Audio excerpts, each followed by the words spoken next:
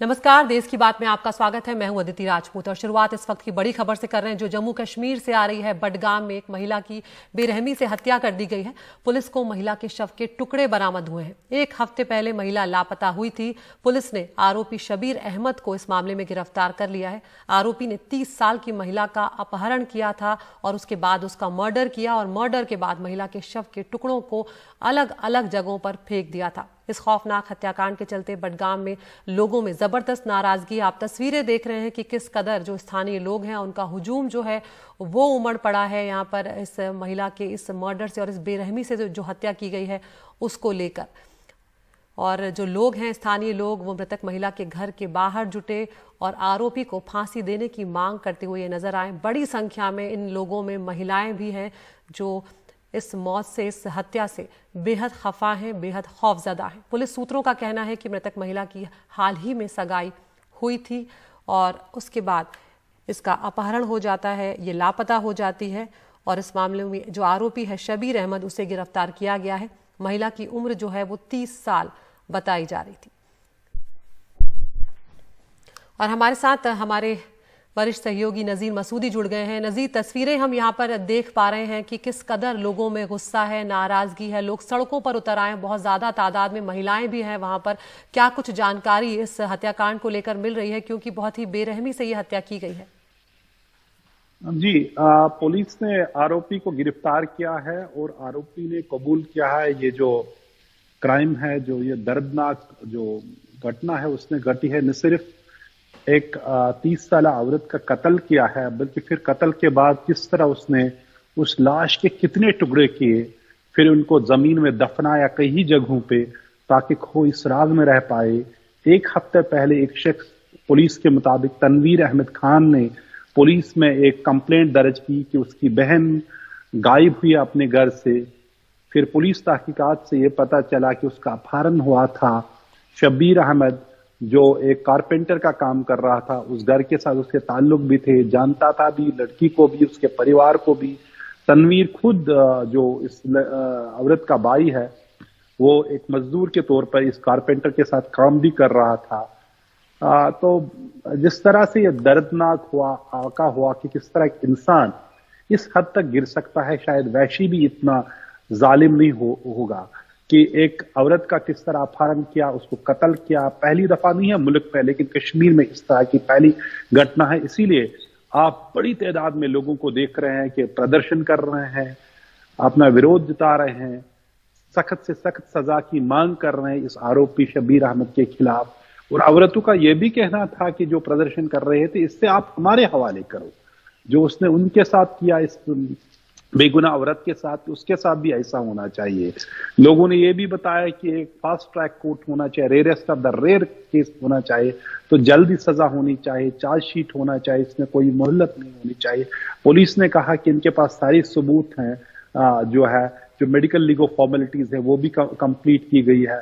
लेकिन इस कत्ल ने, उसके बाद किस तरह एक औरत की लाश के टुकड़े टुकड़े किए गए, फिर उसको मुख्तलिफ जगहों पे दफनाया गया, इसने यहाँ लोगों को झंझोड़ के रख दिया। और हजारों लोग आज बडगाम में उस परिवार के सामने उस लाश के साथ वहां उठा के चले गए और नारे बुलंद कर रहे थे कि कातिल को सख्त से सख्त सजा दो।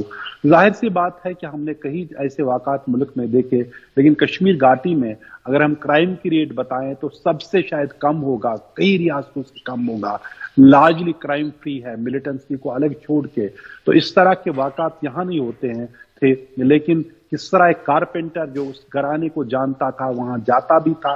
कहा जाता है कि इस लड़की की सगाई हुई थी कुछ दिन पहले, शायद उसीलिए शायद उसने उनको एक रिश्ते की कहा था कि इसका रिश्ता उस लड़की के साथ हुई है, जो उन्होंने फैमिली ने रिजेक्ट किया। शायद उसकी वजह से उससे गुस्से में आया, उसने अपहरण किया और वो वहशत की उस हद तक पे पहुंचा।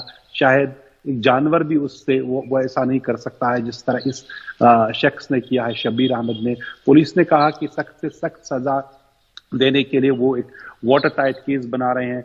लेकिन लोगों में जो हमने गुस्सा देखा कि किस तरह हजारों लोग, जिनमें ज्यादातर औरतें शामिल थी, बडगाम में आज प्रदर्शन कर रहे थे पूरे दिन और ये मांग कर रहे थे कि कातिल को सख्त से सख्त सजा दी जाए। जी नजीर, यहाँ पर ये भी आपसे समझना चाहेंगे कि जब ये युवती, ये जो महिला है, जब लापता हुई है ये, तब उनके घर वालों ने क्या पुलिस में रिपोर्ट दर्ज करवाई थी? क्या उनकी तलाश की जा रही थी? क्योंकि पुलिस को जब ये शव के टुकड़े मिले हैं तब इस पूरे मामले ने सनसनी फैला दी है। जी, एक हफ्ता पहले इस औरत का जो जो गायब हुई अपने घर से, तो उसके बाद तनवीर अहमद खान ने जो पुलिस का स्टेटमेंट, उसने एक मिसिंग रिपोर्ट दर्ज की कि उसकी बहन गायब हुई है। पुलिस ने तहकीकात शुरू की। उसके बाद उन्हें शक हुआ इसी पे, तनवीर अहमद, इस शबीर अहमद पे जो कारपेंटर है उस पे। तो उन्होंने 3 दिन उसका इंट्रोगेशन किया और 3 दिन बाद उसने कबूल किया कि उसी ने उसका अपहरण किया और उसके बाद कत्ल किया। और वो भी जगह भी उनको पुलिस को ले गई जहां उसने लाश को के टुकड़े दफनाए थे। वो हर जगह पहुंचे, कहीं एक जगहों पे जिसमें एक रेलवे ट्रैक भी है, कई वो जगह है जहां लाश के टुकड़ों को दफनाया गया था। तो कई दिन पुलिस को लग गए इस जो एक ब्लाइंड मर्डर माना जाता था, इस मर्डर को क्रैक करने में और जो कातिल है उससे उगलवाने में कि वह कातिल है, उसने लाश को कहाँ दफनाया, लाश को के टुकड़े टुकड़े करके उसको कहाँ किन किन जगहों पे दफनाया। तो कुल मिला के पुलिस के लिए आसान केस नहीं था, लेकिन लोगों में काफी गुस्सा है कि किस तरह एक हफ्ते तक इसकी लाश बरामद नहीं हुई। कई दिन तक, पता नहीं कितने दिन तक वो जिंदा थी या उसी दिन मार दिया गया, और कब किस तरह। पुलिस कहते कि ये सारी चीजें तहकीकात इसमें लगेगी, वक्त लगेगा। पहला उनका ये काम था कि किस तरह लाश को बरामद किया जाए और ये पता चले कि ये क्यों, इसका कत्ल क्यों किया गया और इस तरह बेदर्दी के साथ इसके टुकड़े, लाश के भी क्यों टुकड़े टुकड़े किए गए। शुक्रिया नज़ीर इस तमाम जानकारी के लिए। तो एक बेहद दुखद और दर्दनाक घटना जो है वो जम्मू कश्मीर के बडगाम से सामने आई है। एक महिला जो पिछले एक हफ्ते से लापता थी, उसके शव के टुकड़े बरामद किए गए हैं और जान पहचान का ही एक व्यक्ति था जो ऐसा माना जा रहा है। फिलहाल पुलिस को शुरुआती जो बातचीत में पता चला है कि वो उससे शादी करना चाहता था, लेकिन उसके परिवार वाले राजी नहीं हुए, तो इसलिए उसने पहले महिला को अगवा किया और उसके बाद उसके शरीर के कई टुकड़े करके उसकी हत्या कर दी।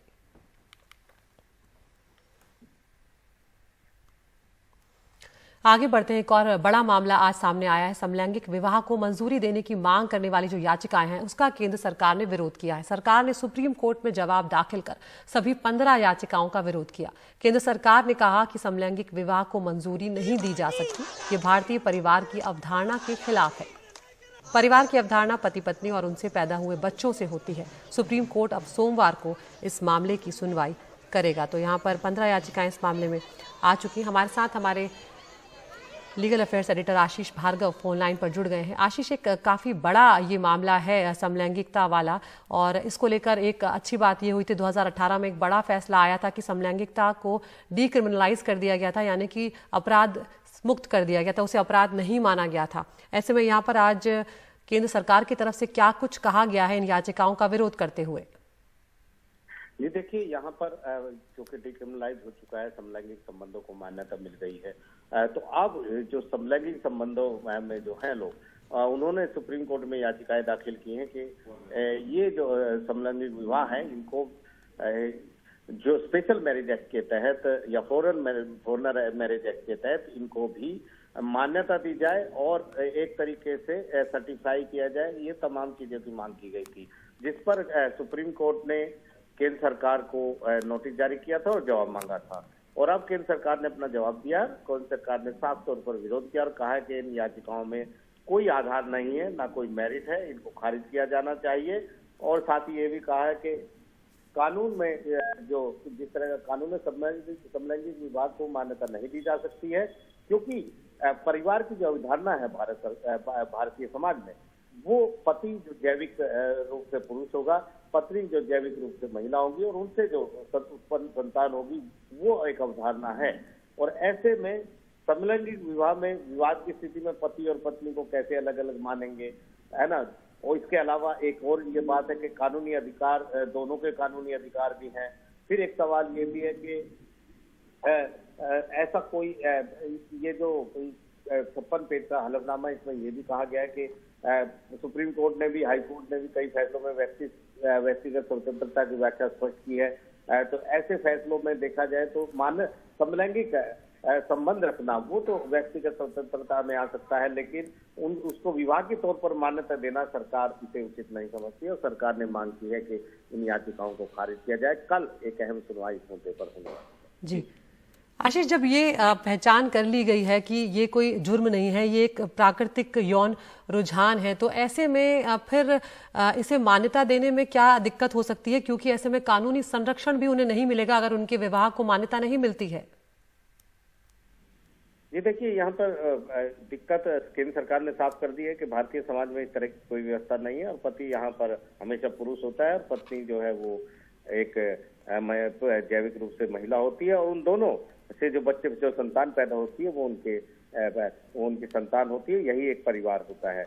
ऐसे में वो ये कह रहे हैं कि इस तरह की अवधारणा को यहाँ पर लागू नहीं किया जा सकता है। तो ठीक है, समलैंगिक संबंध कोई संबंधों में रहना चाहता है तो वो रहे, लेकिन उसे परिवार की तौर पर मान्यता नहीं दी जा सकती। ये केंद्र सरकार का कहना है और केंद्र सरकार ने कहा है कि इन सभी याचिकाओं में कोई मेरिट नहीं है, कोई आधार नहीं है, ना ही उन पर आगे सुनवाई होने की जरूरत है और ऐसे में उनको विवाह के तौर पर, पति पत्नी के तौर पर मान्यता सरकार नहीं दे सकती है। लेकिन अभी सुप्रीम कोर्ट का रुख देखना बाकी है कि सुप्रीम कोर्ट इस मामले में क्या कहता है। जी बिल्कुल, बहुत बहुत शुक्रिया आशीष इस तमाम जानकारी के लिए। तो सोमवार का दिन काफी अहम होगा, देखना होगा सुप्रीम कोर्ट का समलैंगिक विवाह के ऊपर क्या कुछ रुख रहता है।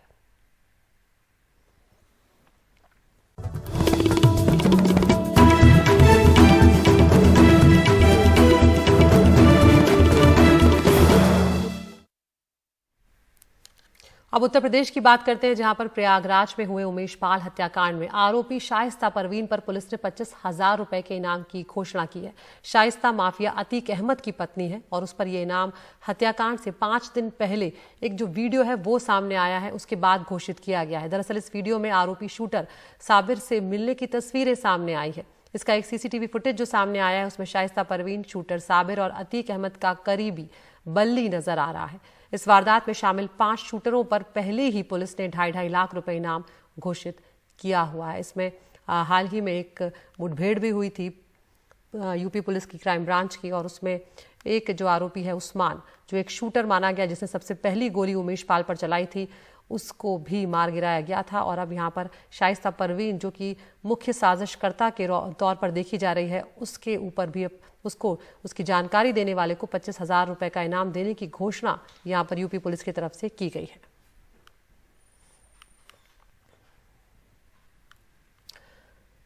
उत्तर प्रदेश के पंडित दीनदयाल उपाध्याय जंक्शन पर चेकिंग के दौरान एक शख्स के पास से 1.5 करोड़ रुपए बरामद किए गए हैं। जब्त किए गए सभी नोट 2000 और 500 के हैं। पूछताछ में उस शख्स ने अपना नाम रमेश दास बताया है और साथ ही उसने बताया कि उसे ये रकम दिल्ली के करोल बाग में रहने वाले एक व्यक्ति आशीष अग्रवाल ने दी है और वो इन पैसों को लेकर पश्चिम बंगाल के हावड़ा जा रहा था। फिलहाल पुलिस ने इस मामले की जानकारी आयकर विभाग को दे दी है और जांच की जा रही है कि आखिर ये पैसा आया कहां से और इसका क्या इस्तेमाल होने वाला था।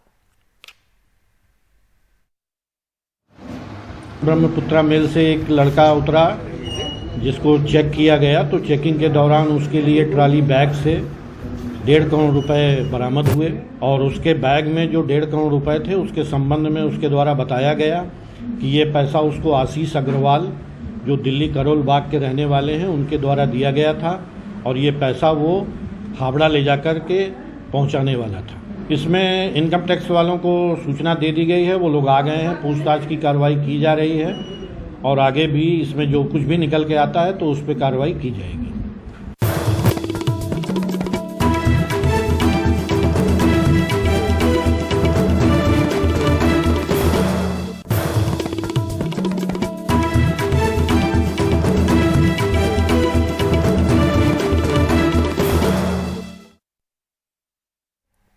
और इस वक्त खबर मध्य प्रदेश से आ रही है, जहां पर इंदौर में होली मिलन समारोह में हिंदू संगठन ने हंगामा किया। हिंदू संगठन के कार्यकर्ताओं ने होटल में तोड़फोड़ की है, ये खबर फिलहाल सामने आ रही है। होटल मालिक का आरोप यह है कि फ्री पास न देने के चलते हिंदू संगठनों ने ये तोड़फोड़ की है। तस्वीरें भी हमारे सामने यहाँ पर दिख रही हैं जिसमें कुछ हंगामा होता हुआ यहाँ पर जरूर नजर आ रहा है। कुछ भगवा जो गमछे हैं वो भी धारण किए हुए हैं यहाँ पर लोगों ने और उसके बाद एक भीड़ जो है वो यहाँ पर चली आ रही है। अनुराग द्वारी हमारे साथ जुड़ गए हैं।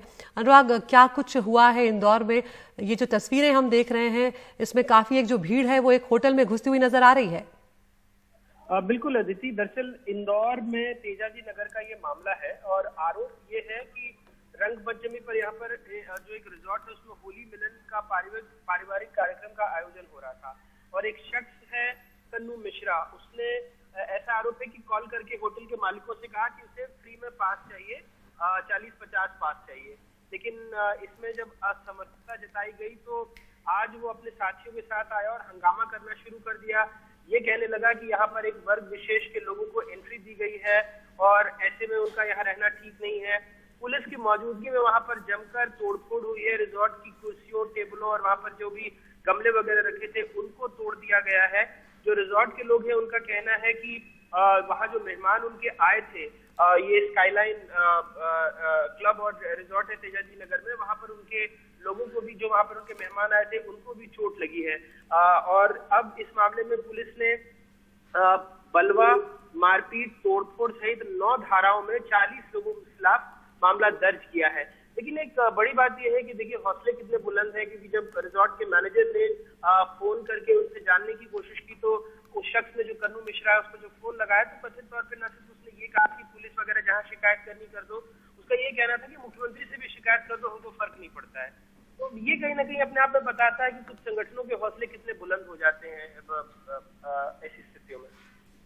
बिल्कुल अनुराग, बहुत बहुत शुक्रिया इस तमाम जानकारी के लिए। तो हिंदू संगठन ने यहाँ पर हंगामा किया है, इंदौर में होली मिलन समारोह में तोड़फोड़ की है और जो होटल मालिक है उनका कहना है कि फ्री पास ना देने के चलते इनका गुस्सा इतना बढ़ा कि इन्होंने होटल में जमकर तोड़फोड़ की है।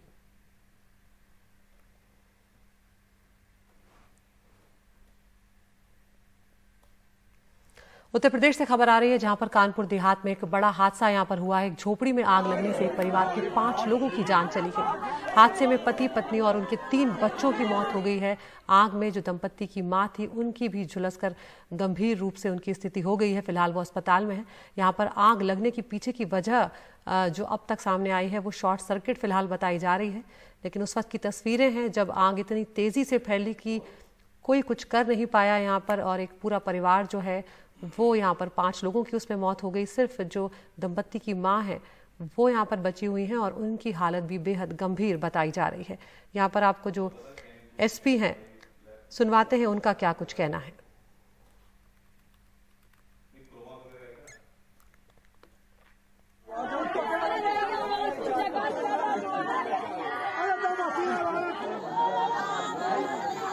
देखिए, हमारे ताना अरोरा क्षेत्र अंतर्गत गांव हरामो में बंजारा डेरा में एक झोपड़ी में आग लगने की सूचना मिली थी और कुछ लोग मरने की सूचना मिली थी। मैं और मेरे सारे जितने भी सक्षम अधिकारी सभी लोग मौके पर पहुंच गए और forensic unit, fire brigade and also dog squad सब भी मौके पर पहुंच गए और अभी जांच पड़ताल चल रहा है। इसमें सतीश और काजल नामक पति पत्नी और उनके परिवार सहित जलने की मतलब अभी फिलहाल इंफॉर्मेशन है और उनकी जो माता जी है वो भी उनको बचाने के चक्कर में थोड़ा जल गई है और अभी फिलहाल जांच चल रही है। जो भी सत्य सामने आएंगे आपको अवगत कराया जाएगा। कितने लोगों की डेथ होने की सोचा? फिलहाल अभी जो प्रथम दृष्टया जो हमें इंफॉर्मेशन मिली है और हमने जो हमारे टीम ने जो देखा है 5 लोगों की डेथ की इंफॉर्मेशन है और बाकी अन्य चीज़ें जो भी सामने आएंगे आपको अवगत कराया जाएगा।